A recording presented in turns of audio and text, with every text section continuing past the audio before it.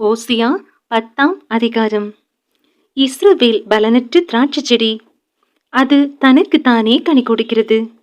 அவன் தன் கனியின் திரளுக்குச் சரியாய் பலிபீடங்களை திரளாக்குகிறான்.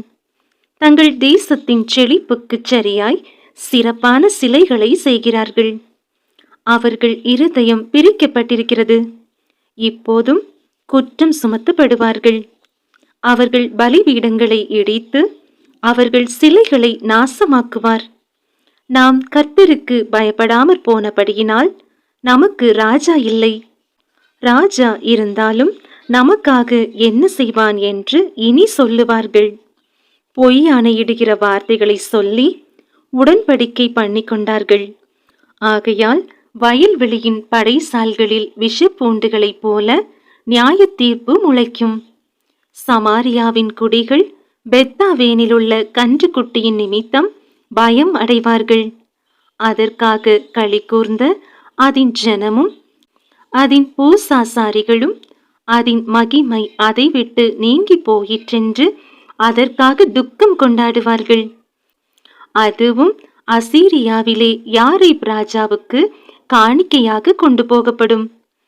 எப்பிராயீம் லட்சையடைவான், இஸ்ரவேல் தன் ஆலோசனையினாலே வெட்கப்படுவான்.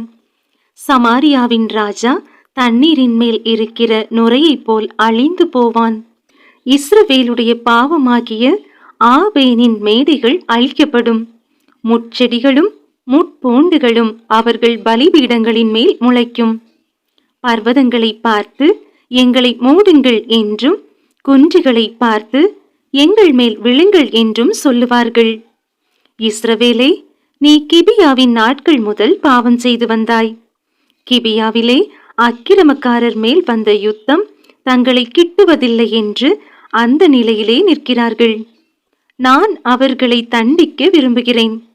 அவர்கள் செய்த 2 வித பாவங்களின் நிமித்தம் கட்டப்படும் போது ஜனங்கள் அவர்களுக்கு விரோதமாய் கூடுவார்கள்.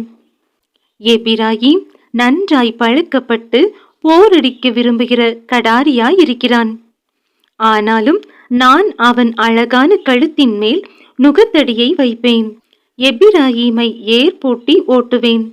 யூதா உழுவான், யாக்கோபு அவனுக்கு பரம்படிப்பான்.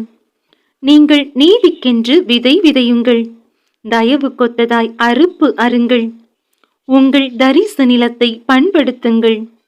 கர்த்தர் வந்து உங்கள் மேல் நீதியை வருஷிக்க பண்ணும் மட்டும் அவரை தேட காலமாயிருக்கிறது. அநியாயத்தை உழுதீர்கள், தீவினையை அறுத்தீர்கள், பொய்யின் கனிகளை புசித்தீர்கள். உங்கள் வழியையும் உங்கள் பராக்கிரமசாலிகளின் திரளையும் நம்பினீர்கள். ஆகையால் உங்கள் ஜனங்களுக்குள் அமளி எழும்பும். பிள்ளைகளின் மேல் தாய் மோதியடிக்கப்பட்ட யுத்த நாளிலே பெத்தார்பேலை சல்மான் அழித்தது போல உங்கள் எல்லா அரண்களும் அழிக்கப்படும். உங்கள் கொடிய பொல்லாப்பினால் பெத்தேல் இப்படிப்பட்டதை உங்களுக்கு செய்யும். அதிகாலமே இஸ்ரவேலின் ராஜா முற்றிலும் சங்கரிக்கப்படுவான்.